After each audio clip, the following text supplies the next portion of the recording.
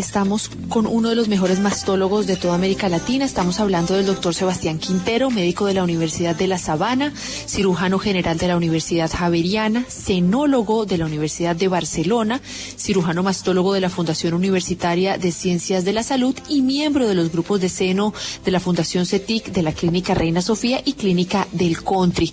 Doctor Sebastián, bienvenido al programa. Carolina, muy buenas tardes, ¿cómo has estado? Qué bueno esta invitación y mil gracias por este espacio para poder generar conciencia alrededor de esta enfermedad que todos los años cobra tantas vidas en nuestro país, pero que afortunadamente, pues si seguimos haciendo diagnósticos tempranos y la gente conoce la enfermedad, seguramente podemos cambiar esa historia. Bueno, pues doctor, a mí me parece que el cáncer de mama es algo que hoy en día a las mujeres nos aterra y nos da miedo. Yo no le miento, doctor, yo tengo 37 años, que a la hora que me toca hacerme la mamografía y me la estoy haciendo es por prevención, porque yo me muero del susto y veo muchas jóvenes menores de 35 que ya están con este cáncer. Yo quisiera que usted nos explicara, además de todo, porque yo he hablado personalmente con usted y usted me dice, a ver, tranquila, calmémonos, no se me estrese. Yo quisiera que usted, con esa misma tranquilidad que me ha hablado a mí, nos pudiera contar a todos los oyentes que estamos aquí escuchando Salud y algo más. ¿Cómo hace uno para detectar, doctor, tempranamente que hay un cáncer de mama? Yo creo que, bien lo mencionabas, yo creo que es también un mea culpa en el sentido de cómo los médicos hemos manejado mucho la información del cáncer de mama a través de los años y la historia. Creo que todas las campañas, y siempre que llega octubre, todo el mundo empieza a hablar del autoexamen, y nosotros sabemos que como herramienta de diagnóstico temprano no es la más efectiva. Y poco hablamos de la importancia de la mamografía y las imágenes mamarias.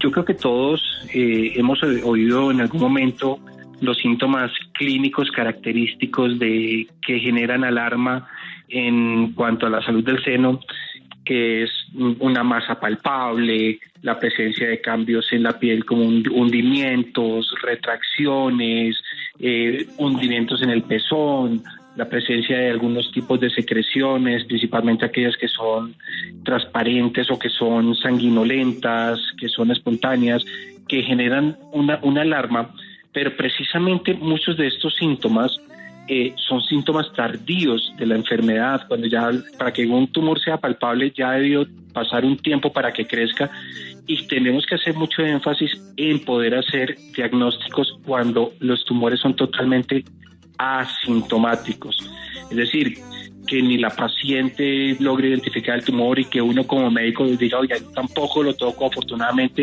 estamos ante un tumor de 5 o 6 milímetros y no un tumor de 3, 4 centímetros.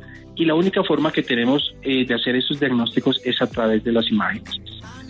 La mamografía es el único estudio que ha logrado disminución por mortalidad en cáncer de mama como método de diagnóstico temprano, y lo ha hecho en un 25%. Eso no lo hace la ecografía, no lo hace la valoración del médico, no lo hace el autoexamen, pues la mamografía sí. Hay mucha discusión sobre en qué momento iniciar la mamografía, incluso a nivel de nosotros como mastólogos.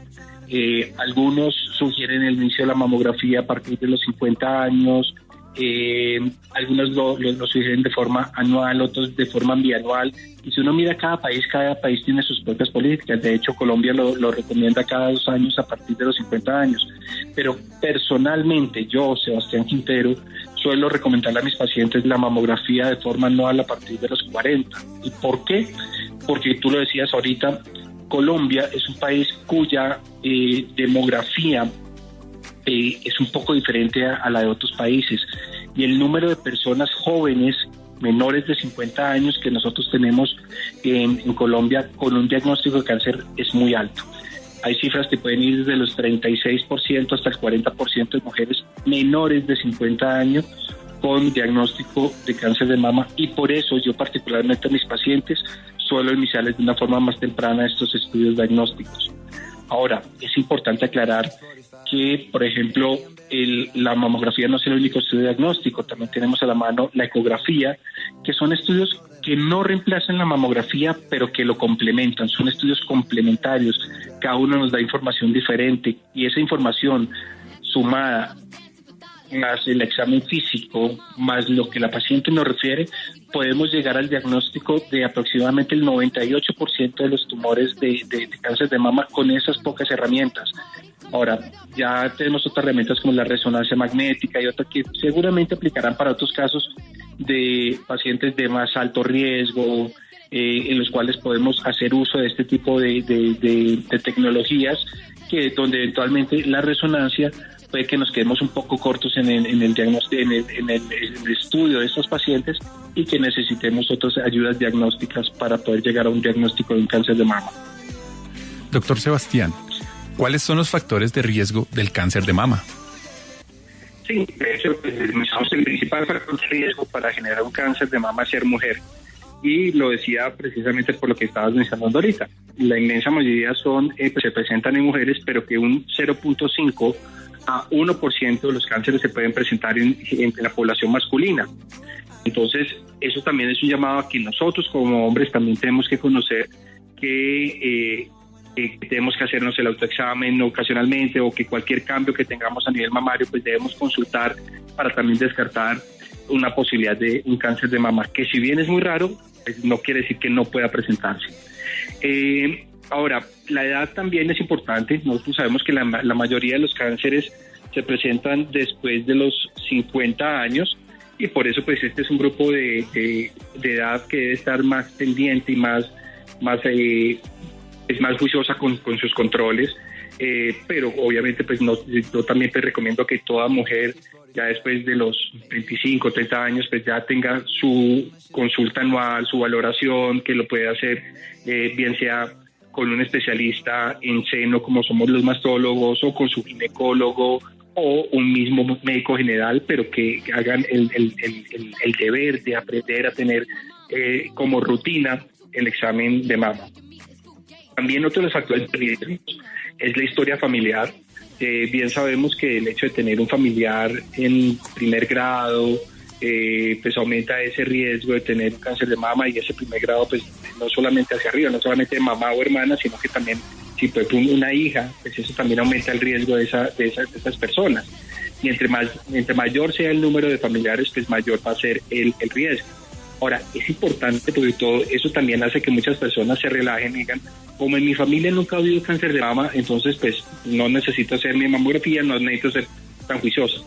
El 75% de los cánceres no tienen factor de riesgo conocido alguno.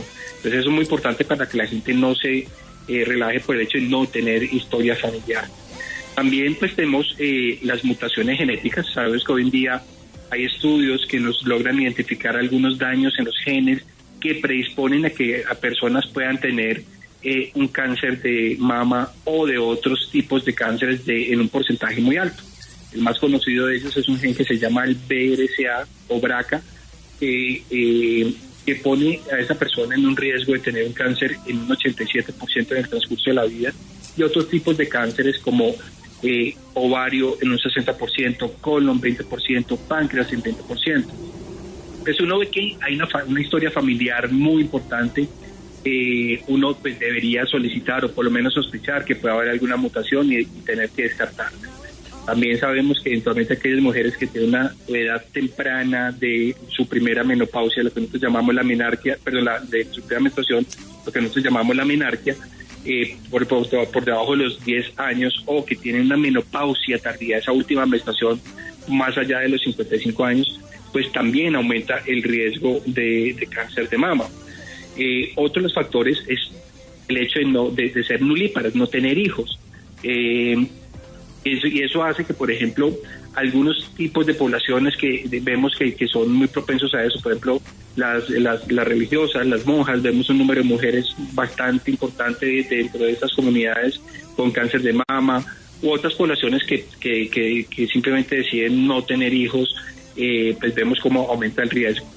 Hay otros factores que eventualmente estos son algunos de los que no podemos modificar, de estos factores de riesgo, pero hay otros factores de riesgo que sí se pueden modificar y que son muy importantes porque es donde nosotros podemos impactar y hacer cambios. Uno de ellos pues es el sobrepeso o la obesidad, especialmente después de la menopausia. Sabemos que entre mayor índice de masa corporal, mayor es ese riesgo. El sedentarismo, claramente las personas que tienen actividad física pues tienen menor riesgo de desarrollar cáncer de mama, y sabemos que esos grupos que hacen ejercicio aeróbico al menos 150 minutos a la semana tienen más o menos un 20% menos de riesgo de tener cáncer de seno que aquellos grupos que son sedentarios.